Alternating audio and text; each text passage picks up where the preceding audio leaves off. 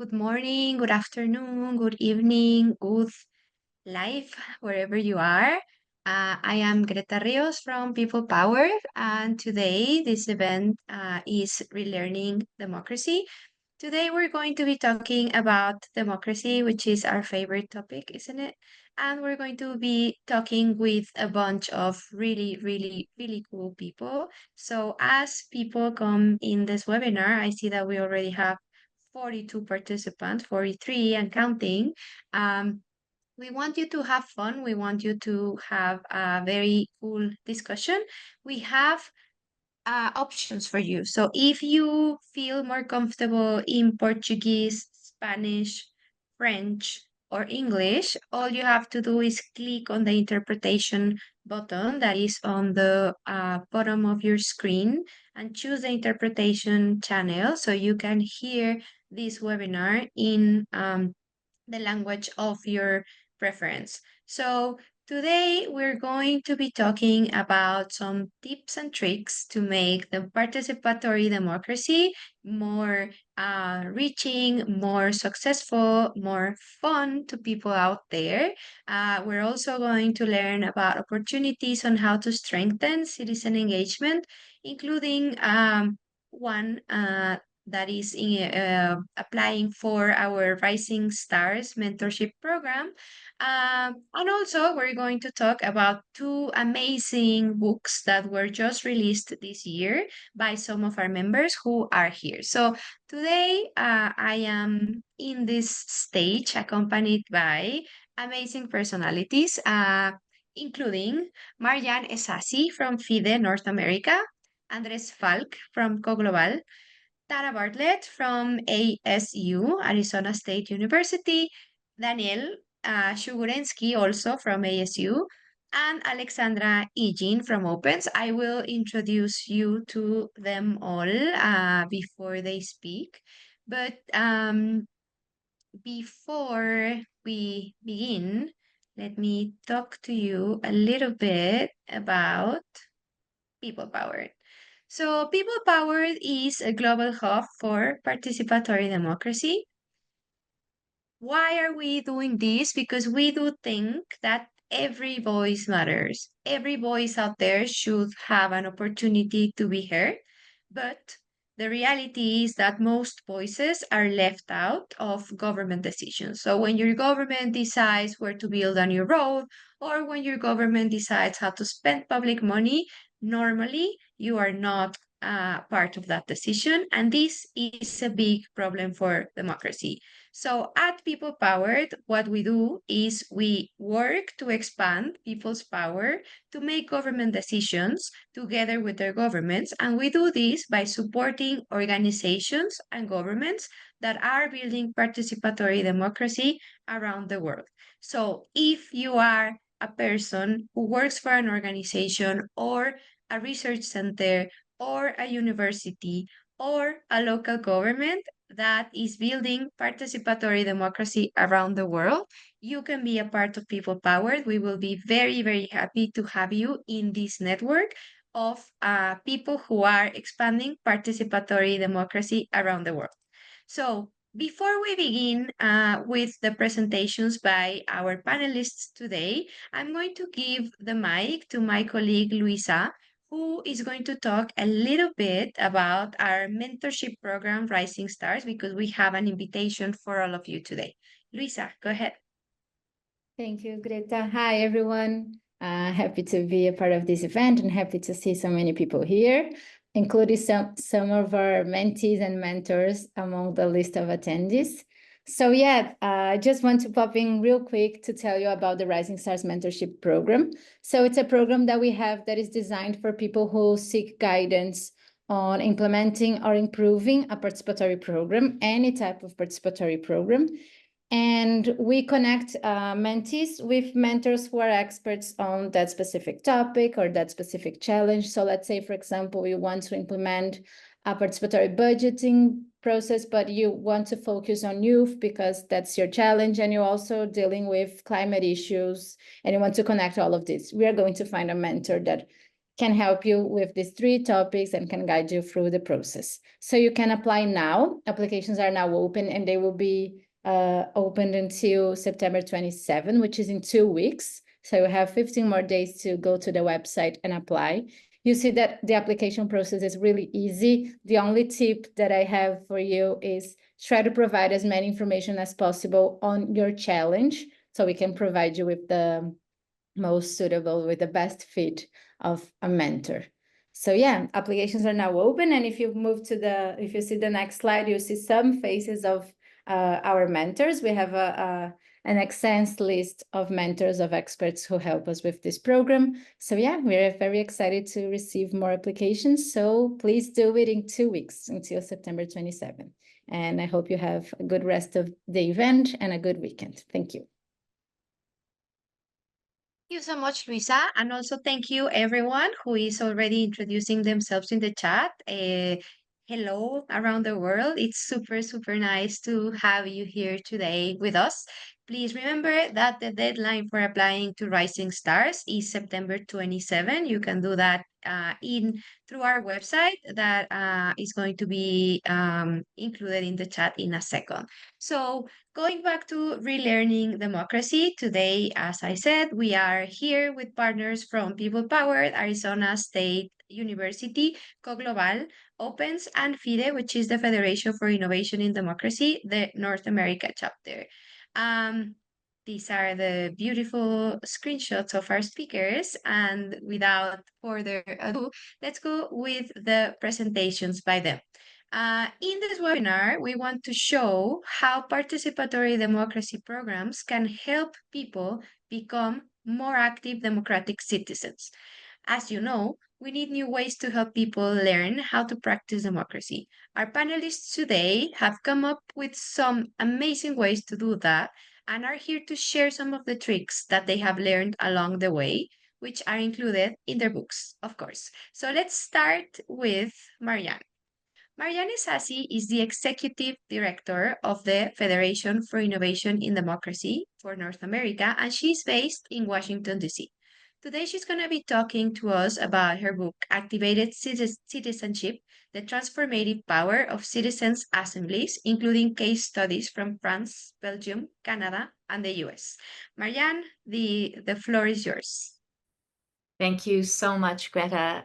It's a pleasure to be here with all of you. So thank you so much for inviting me. And I have to say that preparing for this call and this discussion has been a lot of fun with a number of other colleagues who are going to be presenting, as well as People Powered. So thank you so much for this opportunity. I want to sort of comment on a couple of things before I begin. The very first is that this book did not start as a book project. This book started as a result of a doctoral thesis that I was working on, and then led to this book, which is quite exciting, but has certain limitations in different ways, and I'm happy to discuss those at a later time. If it comes up in the discussion. Also, for many of you, because I see that we have so many participants from around the world, the book is meant more globally for a US population, for a US audience that is not very familiar with citizens' assemblies. So while in the US we have a lot of experience with sortition-based participation, we don't have still vast experience in citizens' assemblies. And so this book was really intended for the audience here. And then finally, it did not start as a project around citizens' assemblies. I actually knew very little about citizens' assemblies when I started my doctoral thesis. And this is important because the problem statement that I began this book and this entire project around was really 2 questions that are very relevant, I think, to the conversation that we're having today. The first one was, why are citizens so disengaged from political institutions? And then the second part of this was, are there democratic innovations that increase levels of citizen engagement during and after participation? So these were really my 2 problem statements when I began. And as I started to sort of create contours around my research, we don't have much time for me to go into sort of the first part of the book. If you do pick it up, and I do hope that you do, talks a lot about the democratic deficits that we are sort of going through. And the research that I did really coheres around three fundamental problems that I identify in the book. And the first is really a lack of meaningful and consequential platform for citizen participation, which means that at the end of the day, citizens might participate, but they don't really have meaningful voice. The second piece that was really important to me was the period in between elections. In the US, at least, and in many parts of the world, we really define our democracy in a very minimalistic way around elections and vote. And so expanding that definition of democracy is very important to me.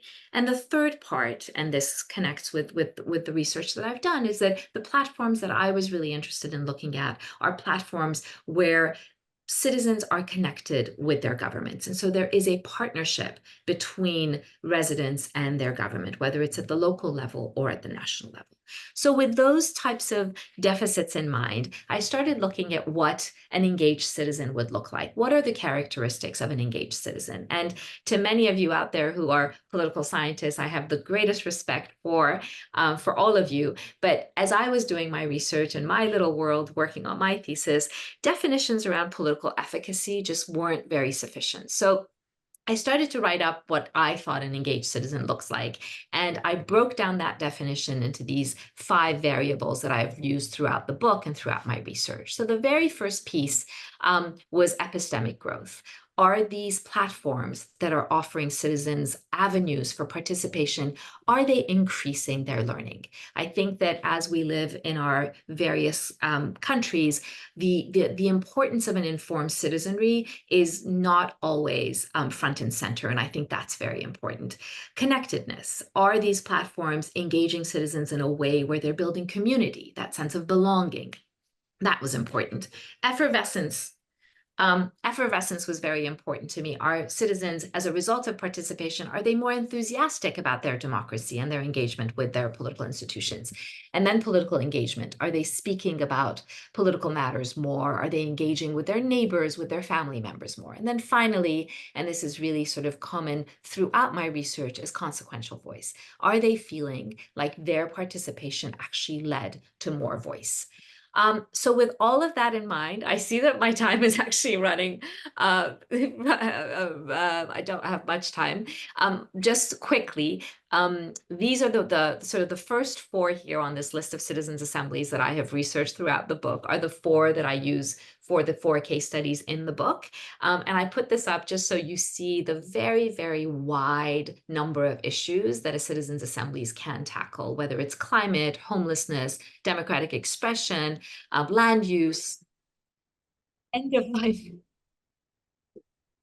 All right, well, I see that my time is up. There are many other slides. I guess I will just end by saying, I hope that we've piqued your interest here. We do have a Citizens Assembly school that's coming up in October that we're doing in partnership with Arizona State University in Phoenix. So I would really, really recommend that you take a look at it. And I hope that we have a fuller kind of conversation, I guess, after all the presentations. Thank you so much. Thank you so much, Marjan. Don't worry, we will have more opportunities for you to engage with Marjan. We also have a session of questions that is going to happen after all the panelists speak. So don't worry, you will have more time and more opportunities to talk to Marjan. In the meantime, let's go with Daniel. So Daniel Schugurensky is a professor at the Arizona State University, and he's the director at the Participatory Governance Initiative. He's going to give us an introduction to his and Tara's book called Educating for Democracy, the Case for Participatory Budgeting in School. Daniel, the floor is yours. Well, thank you, Greta and Ryan, for organizing this, and to People Power. I'm a proud member of People Power. You can see my shirt. This is a book that Tara and I helped to edit, but there are many, many contributors. If we can go to the next slide. sorry, and many of the contributors are here in this webinar. So they're going to be probably have the opportunity to interact with you at some point. So starting from the general problem, there is a big dissatisfaction with democracy now around the world. There are many indicators of that, many books written about that, democratic deconsolidation, democratic erosion, democratic backsliding, different names to call this. And there are basically two pathways out of this problem. One is democracy doesn't work, let's resort to what is known as authoritarian populism, autocracies, or the less traveled path, path which is democratic renewal. Let's democratize democratic institutions, let's democratize democracy, let's create, as George Lerner from People Power calls, an ecosystem of democratic institutions and democratic practices. So John Dewey, in the famous debate with Walter Lippmann 100 years ago, he said that there are problems with democracy, but the cure for the problems of democracy is more and not less democracy. So how can we promote more democracy? And the next question that we ask is, can educational institutions, particularly K-12 institutions, elementary, secondary, and high schools, can make a difference? So next slide, please. That was the impetus for this book on school participatory budgeting. For those of you who are not familiar, this is an offspring of the municipal participatory budgeting that started in Porto Alegre in 1989. But the main difference between the municipal PB and the school PB is that we pay particular attention to the pedagogical dimension of this process, and it emphasizes experiential project-based learning and connects participatory democracy, civic engagement, and citizenship education. And of course, there are many ways to do this in many school districts around the world, and the book deals with these variations in design and implementation. Next, please. So school participatory budgeting is a relatively new practice, started about 15, 20 years ago in Brazil, and then it stopped for a while. In Brazil, I couldn't find many cases when I couldn't find any case yet. So we are eagerly looking forward to find the new cases in Brazil, but it's growing all over the world in the last 10 years. You can see in alphabetic order some of the countries that we know of. School participatory budgeting is happening, and probably is happening in other countries. If you know of other countries, please let us know. So this is the first book on school PB. We know that we are missing some countries. The next edition probably will have more countries.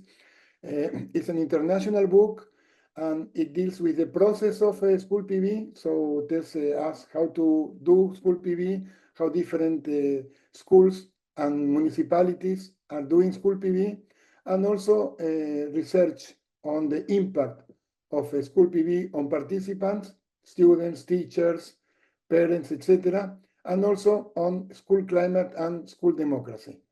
Next, please. So, as I said, Tara and I basically did the work of launching the initiative and assembling a good lineup of contributors. So, as you can see here in this list of chapter contributors, we have researchers and practitioners. So, we want to bring together theory and research. And so I don't have time to read all the names of the participants, but you can check on the table of contents of the book, and also the first chapter of the book is available for free online, and Tara Bartlett will talk about that. Next. So the case for school PB, and we'll finish with this, is a tool for citizenship education, civic engagement, and school democracy. Students learn democracy by doing, not only about democracy, but through democracy. It's an authentic experience, so that impacts student voice and political efficacy. This is a program in which all students participate in the school. There are very few civic education programs that appeal to or engages all the school community, connects with the curriculum of several subject matters, and this with real projects. be it infrastructure, programs, or activities. So it's a real power with real resources. Next. And that's it. And now Tara will talk about the first chapter of the book. Thank you. Thank you so much, Daniel. That was a very, very cool presentation. Let's go with Tara Bartlett. Tara is a clinical assistant professor at ASU, where she focuses on public policy, civic education, and democratic innovations, particularly among youth and within school communities. Tara is going to be talking to us about the chapter that she wrote for this book. It's called School Participatory Budgeting Around the World. Where are we at? Tara, the floor is yours. Fabulous. Thank you, Greta. Next slide, please. So this map is just a really great geographic glance at where we know different projects of school PB are happening across the world. I did see that Carl had put in the chat that school PB is also happening in Estonia. So that's another one we need to add to our map. The black circles are the chapter contributors. So you can see the geographic spread of chapter contributors in this particular version of the book. But the blue circles had also come to light as we were writing this book. So we do hope to have a second edition at some point. Next slide. So school PB really draws upon the municipal participatory budgeting model, which has decades of research behind different outcomes. Some of these include increased transparency and accountability through government processes and also individuals in government. But the prioritization through public funds for social well-being and projects that are attributed to justice. In general, just more equitable allocation of public resources and dollars throughout communities. And then, of course, of the participants in these processes having these increased levels of different civic capacities and abilities, the social networking that happens among participants and across the communities, and also an increase in political efficacy.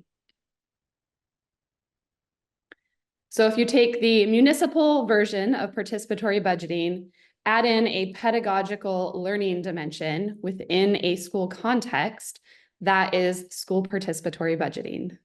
Next. The process of school participatory budgeting follows a very similar process to a municipal level school or PB process, except that the students are really the ones driving this throughout. I will speak when we have some questions about perhaps some different innovations that different school communities embed within their process, but this is the basic infrastructure of a school participatory budgeting process where students come together to identify issues in their community, generate ideas to solve these issues, put together robust proposals that often go to procurement and vendors and budgets and timelines. Then they take those proposals and campaign and deliberate upon those, either within their peer networks, the entire school community, and sometimes governing board and public officials overseeing school communities, and then ultimately vote on the winning project. Next. So here in Arizona, Danielle and I have been working on school participatory budgeting for just over a decade now. We've had 70 plus K-12 kindergarten through 12th grade schools, so at ages 4 to 5 through 18 of students participating in this process. In Title I, which is less affluent schools in our state, and then also in urban and rural areas. What's been really notable is that it's had a very organic diffusement in terms of spread throughout our state. So one district looking at another district doing this and wanting to adopt and piloting in a small scale before either doing a vertical or horizontal expansion.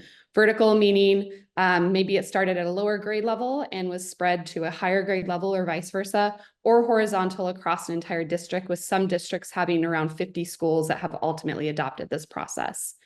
And what's also unique about the Arizona model is that we have a strong network of partnerships. I do want to do a shout out for Center for the Future of Arizona that we work closely with as one of our main nonprofit partners, us at the university, our K-12 schools, and then also some government agencies, including a county recorder's office that is depicted in that image that is registering a young student there.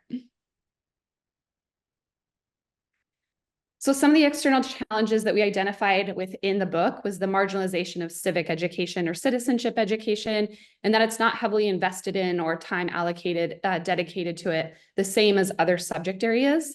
It's also very contingent upon standardized testing Oftentimes what gets tested gets taught. And so that does lead to, again, that marginalization within classrooms. And then, of course, oftentimes social studies or civics being taught through traditional pedagogical approaches that rely on rote memorization of facts and figures instead of it being more participatory.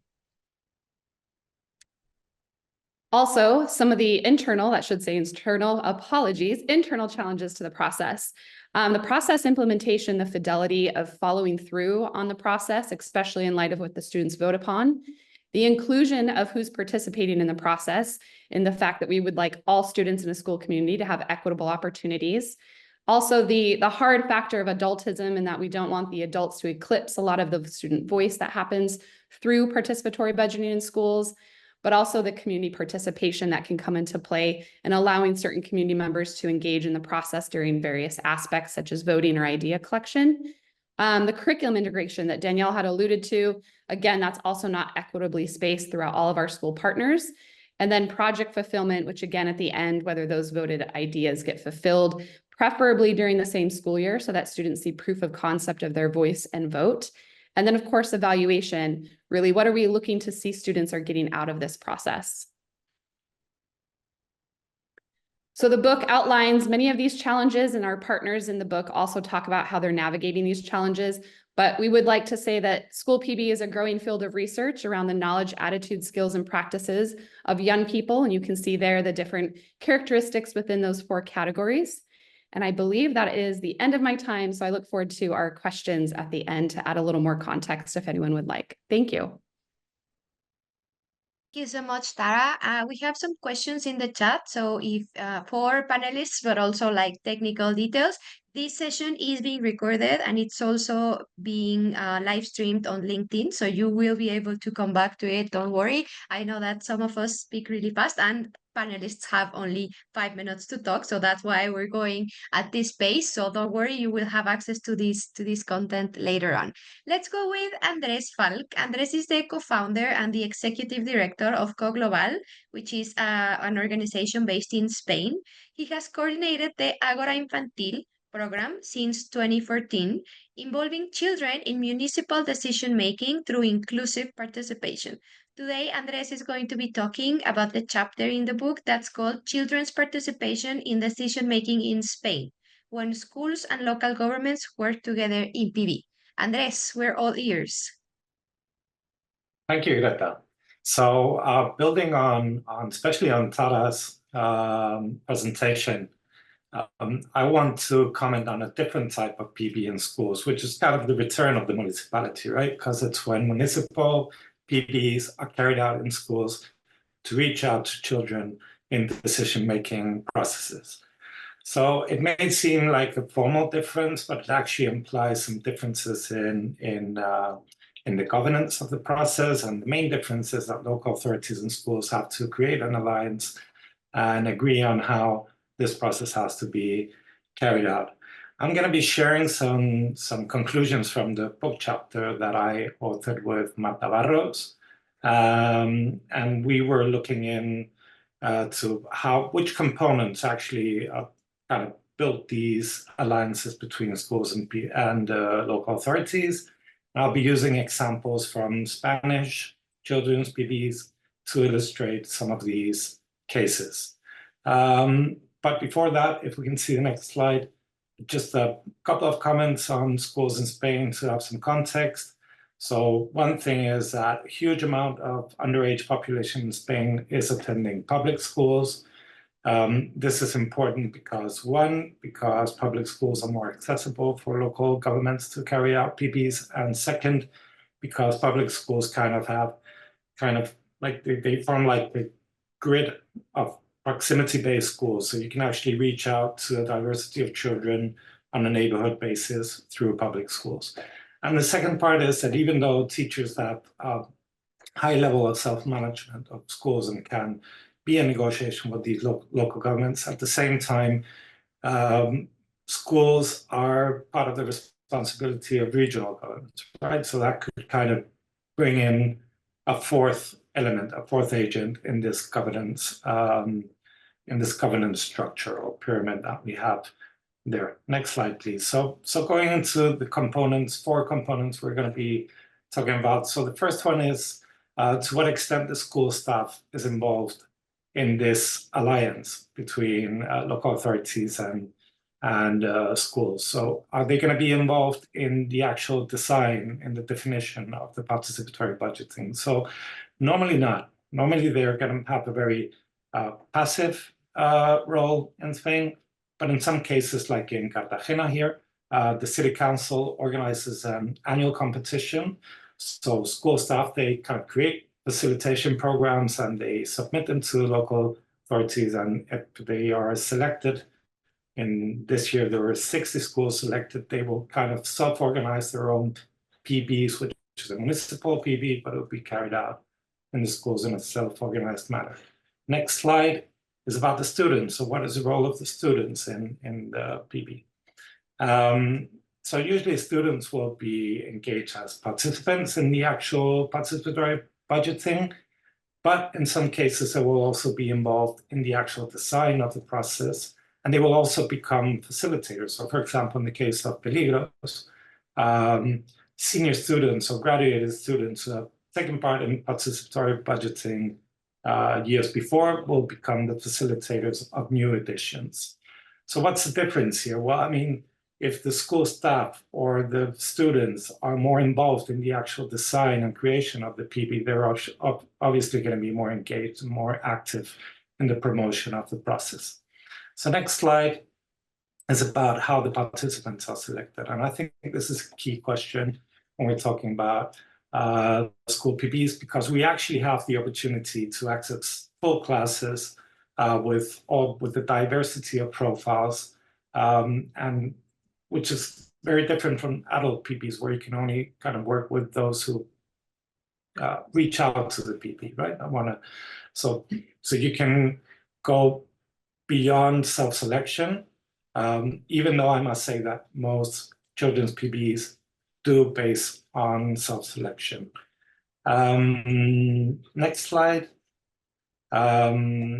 is about what the decisions, right? What the decisions are about. So there are like different questions. First of all, if the budget is like neighborhood-based or local-based, or even part of the budget can go to the schools themselves, or in some cases, these PBs are more activity-based. So like the kids will be designing, in the case of Casares, they will be designing a cultural program for the summer. Yeah, just 30 seconds more. And which they later will be involved in. And also if the children are going to be on their own. So in the case of Conil here, the proposals that are built in schools will later be in the same ballots as the adult proposals in the general PB on the municipal level.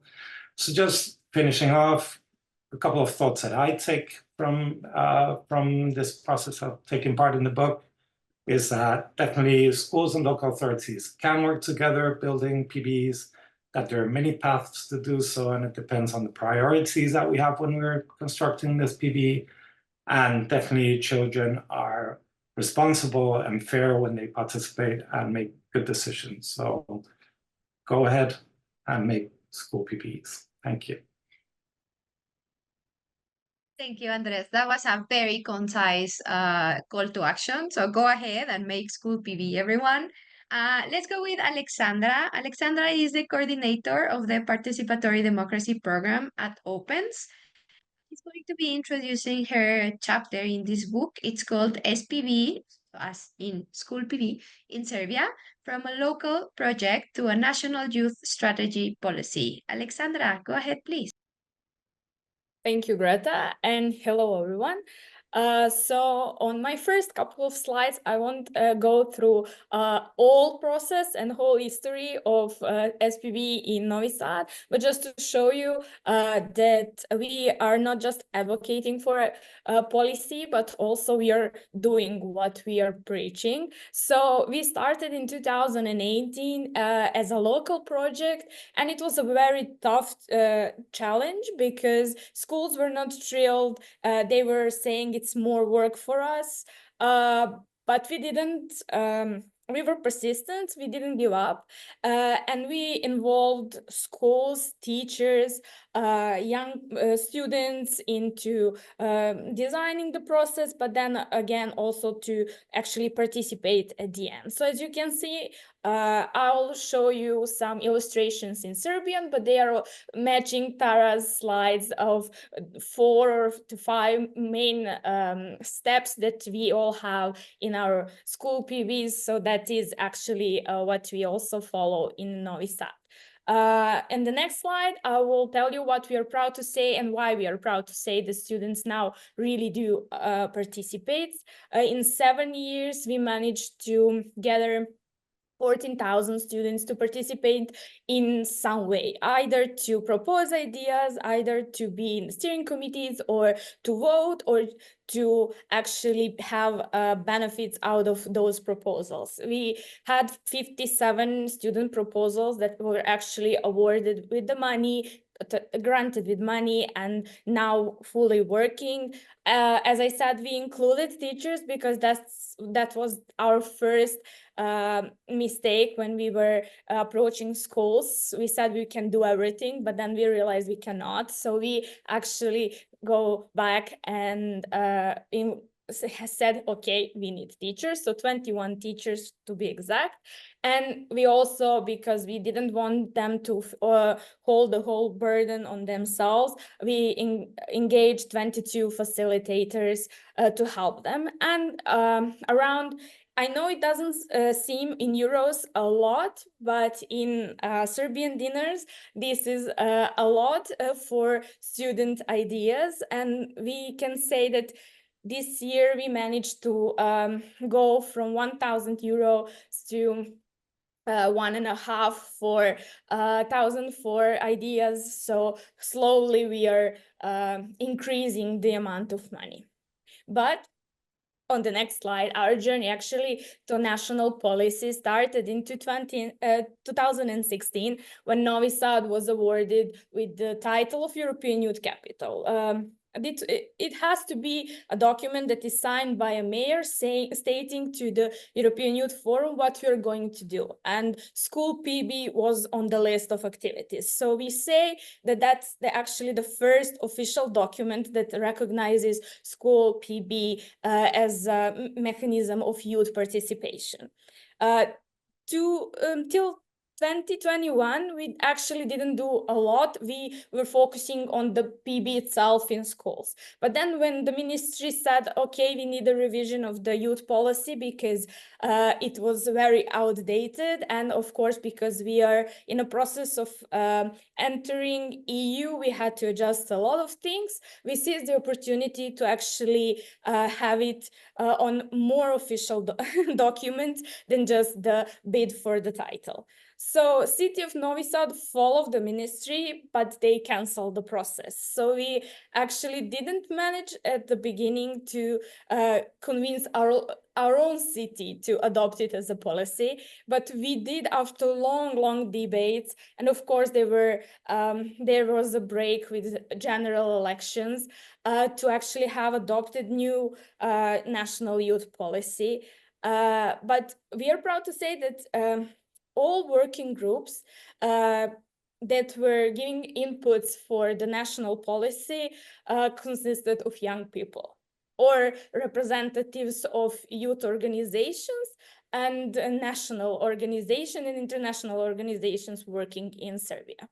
Sometimes that's a very good, sometimes it sounds very good, but then again, you need officials and representatives of the government in the same working groups so that we all understand what we are talking about. That's why it was a long debate, because on the level of working group, we all understand each other and we know the importance of having it written. But then when we were presenting the proposal to government, it was a little bit more messy to negotiate than to actually have them in the working groups. So we had that challenge, but we actually succeeded. It was in working in the other groups that are following, we can speak a little bit more about our journey.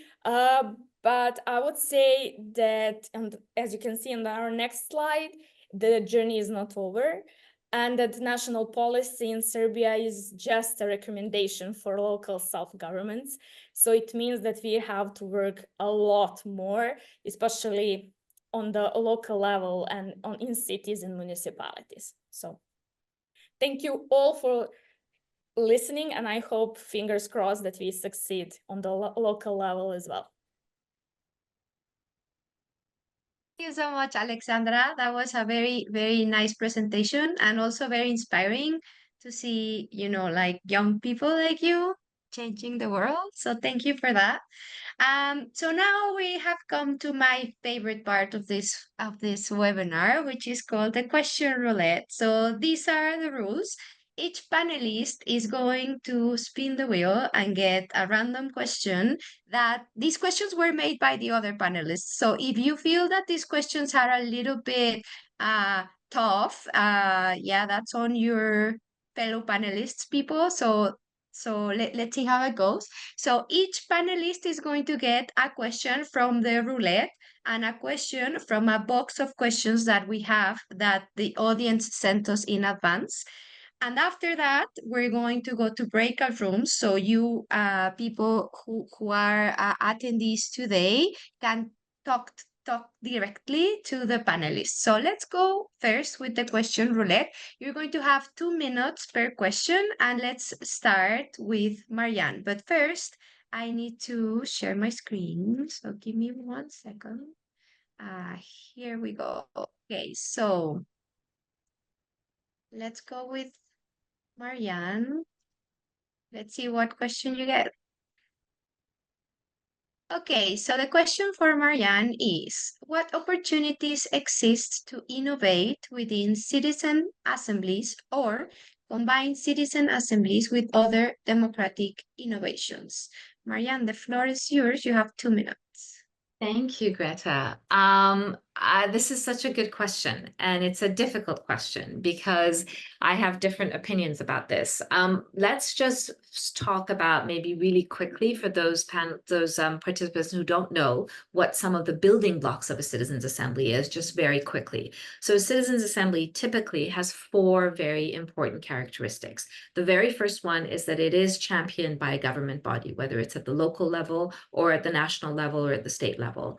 We use democratic lottery and sortition as a way to recruit a representative sampling of our participants, which is incredibly unique for citizens' assemblies. The third part is that every citizens' assembly has a learning phase, has a deliberation phase, and has a proposal writing phase. So the final report of a citizens' assembly is the writing of proposals that citizens have put together. And then finally, there's accountability and follow-up. So I think that if we think about a citizens' assembly in terms of these 4 characteristics, there are many ways of combining them with other types of democratic innovations. What I like to usually say when I speak to audiences is that if the idea of a citizens' assembly feels very overwhelming, either because of the time commitment or the cost component, which are real, you should start thinking about taking some of these principles and using them in other ways, like participatory budgeting, for instance. One could use the recruiting methodology of a citizens' assembly to do that, or there could be a learning phase, which I think, again, could really add to that process. I do want to say, though, and then there are other elements that I think it's within citizens' assemblies we talk about a lot, and a big part of that is how do we make sure that there is a stronger connection between the citizens' assembly and the broader public? And there we can use different platforms for participatory platforms to do that. But I do want to say in the last 9 seconds that I have that as we try and perfect citizens' assemblies and the impact of citizens' assemblies, I'm also very cautious about diluting citizens' assemblies. So I really want to make sure that we sort of try and stay within the principles of citizens' assemblies, because it is truly the slowness and the kind of the size, the small size and the slowness of the process of a citizens' assembly that makes it quite as transformative as they are. Thank you. Thank you so much. That was a brilliant answer. Let's go with the box of questions by the audience. So Marjan, could you choose a number from 1 to 10, please? Oh, this is for me again? Okay, Yes. how about number 2? Okay, let's go with number 2. The question is, what are the key steps in building awareness and support among decision makers for launching a first citizens assembly? This was a perfect question for you, Marjan. So let's go with that. You have 2 minutes.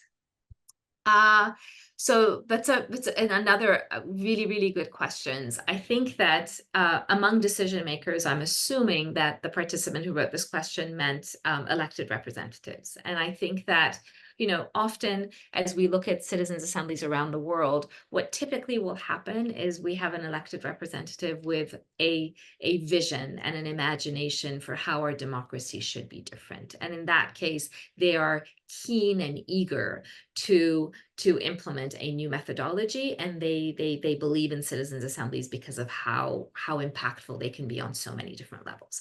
Having said that, there aren't that many elected representatives out there with that type of vision and that imagination. And so how do we try? I think one of the things that I have seen has worked the best is when we have elected representatives who are the early adopters of citizens' assemblies really use their vision in mentoring other elected representatives. That has often been really, really impactful when we bring them as speakers, when they speak to other elected representatives, they explain to them their skepticism.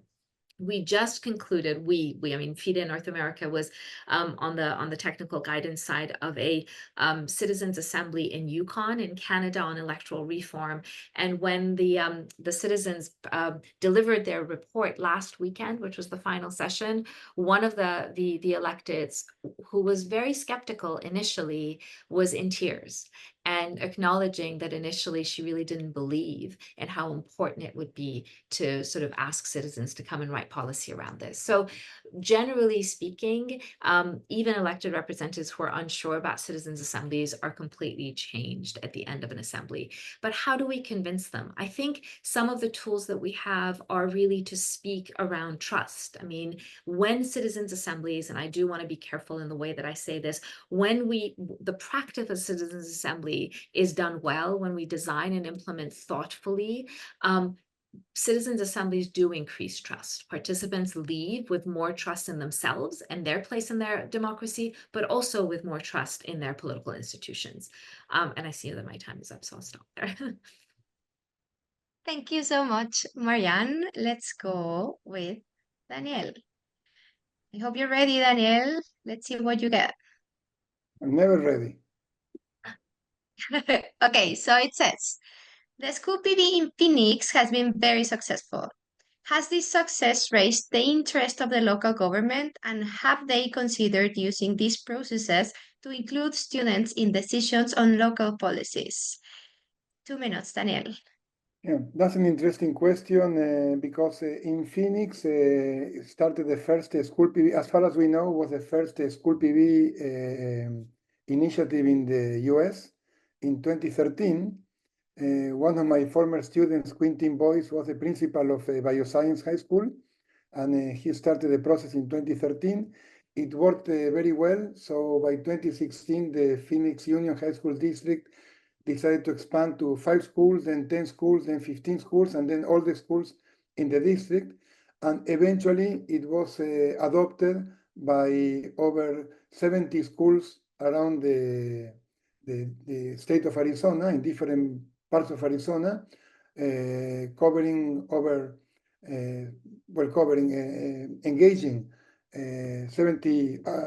70,000 students in the last 10 years.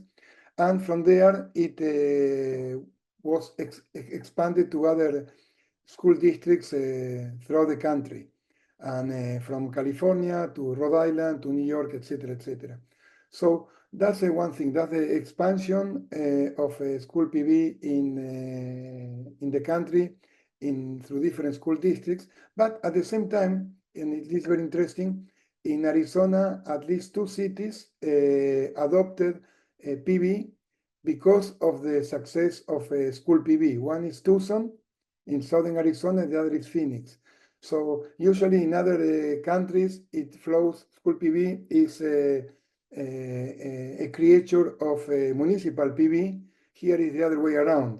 From school PV school PB inspired municipal PB. And for the local policies, I will just mention in 1 second that in Phoenix High School, in the Phoenix Union High School District, they did one process that involved $1.2 million to discuss school safety with teachers, parents, and students, teachers, and parents. And Tara did a fabulous dissertation on that topic. So you can ask Tara in the small groups about that particular process. Perfect. Thank you so much, Daniel. Now, please choose a number from 1 to 10, not 2, because that has been taken. 10, Messi. Okay, let's go with 10. It says, how do we ensure the independence and impartiality of the learning and facilitation process at a citizens' assembly? Well, our book is not about citizen assemblies, so I will pass this question to Marjan, I guess, or I can talk about the learning process because in the citizen assembly you have the issue of experts and neutral experts and so on. It's a different topic. So should I answer this question for Marjan, or should I? No, maybe you can talk a little bit about PB. Okay. How do we ensure that the results of PB are actually that they actually come through, for example? Yeah, good question. In PB, one of the main issues is that the projects that the students propose and deliberate on and vote on are actually implemented. So it's the same thing that happens with municipal PB. If the people put so much energy and so much time in deliberating, in making a decision, and if that decision is not implemented, people are going to be frustrated with the process, people are going to complain, and it will be difficult to bring them back. So it's very important to implement the process. And in terms of learning, one of the issues in school PB is that the learning is uneven depending on the intensity and the mode of participation of the students. There are different ways in which students participate. So one of the challenges is how to be as inclusive as possible to maximize learning opportunities for all the students and not just to what we call the usual suspects, the students who already had opportunities for leadership development and so on. So the democratizing learning and participation is a key challenge in school PB. Thank you so much, Daniel. And also, if you wanna know a little bit more about citizens' assemblies, you can join Marjan's breakout room in a few seconds. Let's go with questions for Tara. I hope you're ready, Tara. Let's see what luck brings us. It says, your model for school participatory budgeting raised some interesting points. To what extent do you think of the authentic voice of citizens as being tied to government accountability? This is a great question. Thank you. I do want to also just frame that I'm going to be talking about this within school PB. So citizens, right, being our students, and I do want to also emphasize small c citizen, so not a naturalized citizen, but a citizen of a school community. And I also want to kind of reframe that idea of accountability. So within school PB, there's different frames of accountability, not just even, accountability in following through on what the students had voted on and supporting students through the process. Not only that, but also, transparency and how public dollars are spent and what that budget looks like and decisions and how they're typically made outside of a school PB process, but within the school PB process, having transparency as well. But also accountability into social justice issues and really how, these are public dollars being spent and how they're being equitably spent to benefit not only the entire school community, but perhaps those students that have been historically underserved. I do want to give maybe a few stories to contextualize my answer. The first one in terms of accountability. So one school district, they had done their school participatory budgeting process, and the students they had voted to have a shade structure installed. We're in Arizona, it's very hot, it's a desert. So they wanted a typical shade structure installed outside. Well, the district, the previous summer had installed a shade structure as well.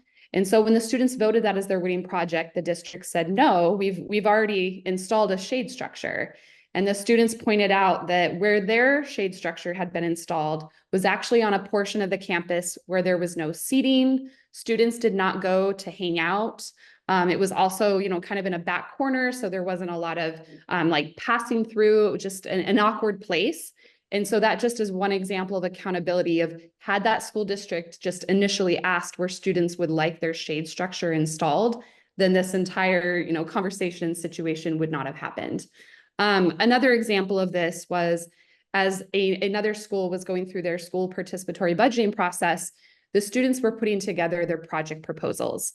Their project proposal, one of them was about installing seating, so benches. And they went through vendors to find out the cost for installing benches. And one vendor was significantly low in cost. And they found out it was because the prison system was using prisoner labor to construct these benches to then sell to the district at a very low price point. And so at that point, the students lobbied to have the prison system taken off as essentially a vendor for their school for different projects like that. And so that I think also brings in that accountability of justice, social justice as well. Thank you so much, Tara. Let's go with the questions by the audience. Can you pick a number, please? Yes, let's go ahead and do 6. Okay, so number 6 says, how we as women leaders can help to improve democracy in a country where there are so many gender inequalities. So it's great that you got this question, Tara. You have 1 minute. Fantastic. Yeah, thank you. We are happy to say that similar to what Marjan had described as kind of a mini public in representation, that many of our schools doing school participatory budgeting do the same.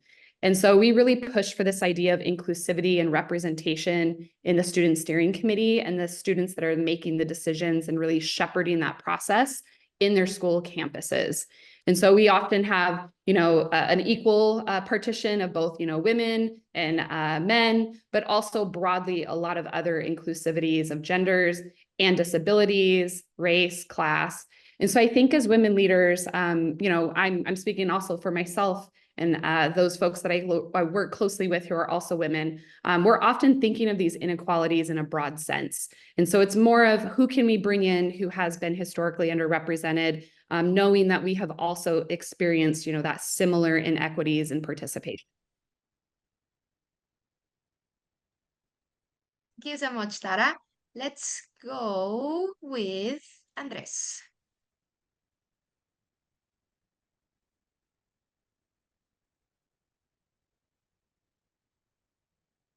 So the question for Andrés is, what are the main issues to consider regarding partnerships between local governments and schools when promoting PB with children and youth? Andrés, you have 2 minutes to answer this question. Yeah, so that's like, so building a little more on the presentation before, I think that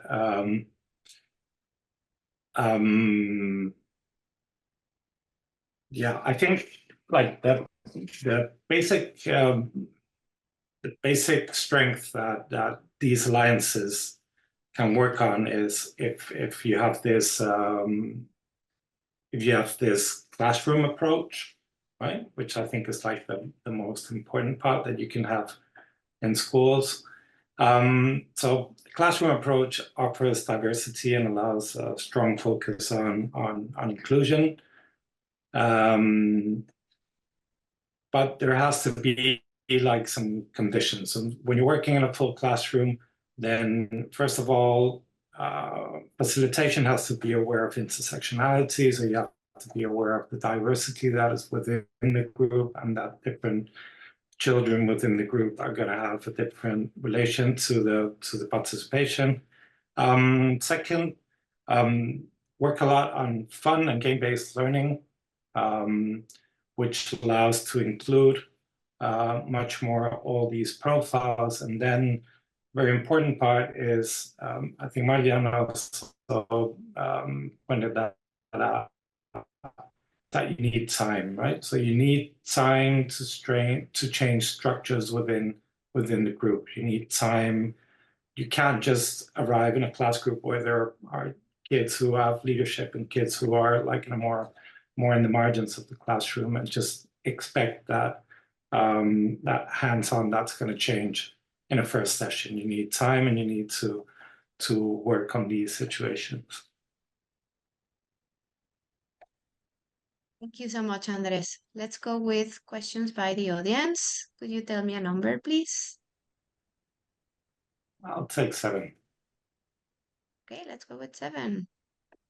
The most common format at public meetings is 3 minutes at the microphone.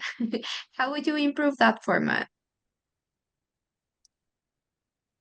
Yeah, I mean, so first of all, I would say that the 3 minutes at the microphone can't be the format. So I mean, well, it can be, it shouldn't be. So again, we're talking here about the problem of self-selection and like the capital with which people approach a meeting, right? So there are people who are trained or just feel confident in public speech, and they take the microphone and they have a big impression on the rest of the group. And there are people that don't want to take the microphone or that don't really have the resources that engage with the rest of the group. But that doesn't mean that the people that have less resources, that they have less relevant things to say to the group and that their opinions and thoughts shouldn't be taken into account as much as the rest. So there's a whole thing about building community within the participating group, which is very, very relevant. So people should get to know each other and get to know each other deeper and be able to connect with what everybody has to say, regardless. And that means that some people will need 2 minutes and some people will need more minutes, and that the facilitators have to be building on that all the time. Perfect. Thank you so much, Andres. Let's go with Aleksandra's roulette. So let's see. Let's see your luck, Aleksandra.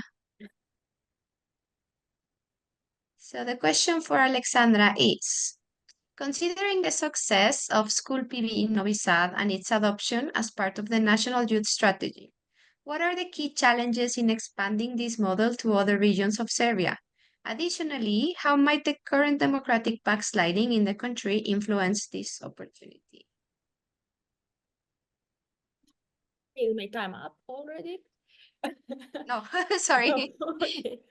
So as I said in the presentation, it was very fast at the end, but the national strategies, all, not just the youth one, are recommendations by the national government and some pathways where we should go. But local governments are in Serbia are self-governments, which means that they can have very valuable or they can have like excuse saying we don't have enough money to do everything, so we won't do it right now. So there is a lot of strength needed to be, and a lot of advocacy efforts has to be put on local level, and we therefore build capacities of local organizations so that they can advocate for that on local level. Additionally, the current democratic backsliding, yes. So that's why I said, when I said that the process of the adoption of the strategy lasts for 2.5 years, and we had general elections, you would assume it was a good thing to have general elections, but actually for us, it's just nothing changed. So we are stuck in the same democratic environment, if you can say so. I'm not sure. We still don't see we still don't see some changes, not good or bad. It's just very slowly, the whole national strategy is very slowly progressing right now. So I'm not sure. I think in a couple of years we will see. Okay. Thank you, Aleksandra. Now let's go with questions by the audience. Pick a number, please. 1. Okay, let's go with question 1. How can communities amplify their voices in fully embracing learning democracy? You have 2 minutes. Yeah, so we are working with youth. So there is no actually relearning, but learning democracy in our work. But what we are trying to do is to stay on track and follow their needs and their how they want to express their voices. So we are constantly reinventing our communication towards them, our capacity building programs, and our approaches to young people. So we never say, here we have participatory budgeting program, come join us. Our program is called Join In, Find the Solution. So we are trying to exclude the part where we say it's about politics, policies, democracy, and all those heavy words that Gen Zs today do not really want to hear. But we are approaching with the question, do you want to change something in your community, in your little community? Is it for them and for us, because we do school PB, is school, but also when we are working on some other projects, it's more about what we want to see as a change, not how technical it is called. So we are giving the space for them to express themselves, and then in the background we are putting it in some boxes where it belongs. But yeah, we are just reinventing ourselves all the time, and it's a big struggle actually for us. Thank you so much, Aleksandra. So this is the end of the questions. I'm gonna stop sharing, and we're going to go to the next part of this webinar, which is breakout rooms.